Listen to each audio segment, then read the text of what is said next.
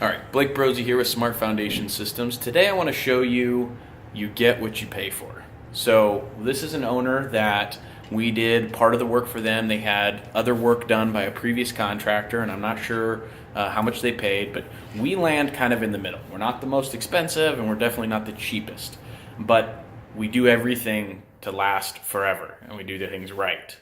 So I'm going to show you just comparing and contrasting the two right here. So what we did is we installed 3 vertical I-beams right here. We installed 2 wall plate anchors, and then we injected this crack right here and this crack, which is a pretty big one that went all the way down there, with polyurethane to waterproof this wall. Okay, so what I'm going to show you up here at the top, you've got your 2x6 bracing, 4 floor joists back, vertical blocking and horizontal blocking with lag bolts, 3/8 inch lag bolts going through all the way down. All the way down. And then behind the beams, you see these beams are pressurized with 12-ton jacks, 24,000 pounds of pressure against the wall. And then all the way down, any cracks and crevices are filled with grout. All the way down, and then they're pressurized down at the bottom. Now, then you can see our cracks. We've ground them all nice and smooth, so you can just paint right over them and you barely even be able to see them. Now, this is our competitor's injection. You can see, I don't know how well you can see on the camera, but all of this is just like hydraulic cement that was just spread on the wall. This may or may not have been the other contractor. Either way, that should all come off so you can expose the actual crack and inject cleanly. And they just kind of smeared epoxy over the top and then just kind of injected polyurethane on the surface. I'd almost guarantee that you will have leaks this spring.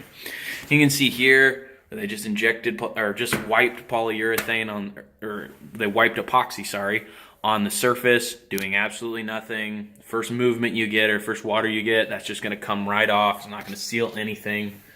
And here, you just can see the whole way. All of this concrete, hydraulic cement, should have been chipped off so you get right down to the crack.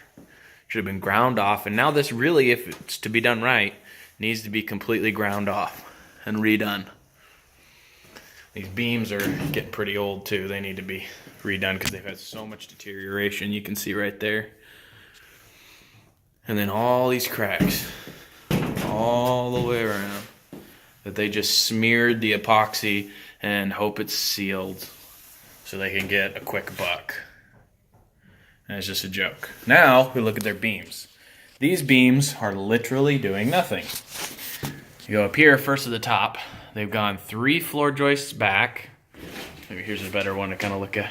3 floor joists back, and they've just taken 2 deck screws and screwed it right in the top there. Those, the minute you get any pressure on this wall, those are just going to pop right out. Even if you get the pressure, because you can go and you can see here, behind this beam, let me see if I can show you here. You can just fit your whole hand in behind this beam, which means it's literally, this beam is literally doing nothing. I can fit my fingers behind that entire beam. It's not even touching the wall. Doing nothing. There you go again. 3 floor joists. No vertical blocking. Oh, and you can see here again, this is their injection. All of that needs to be broken off, ground down, and sealed properly, and completely redone.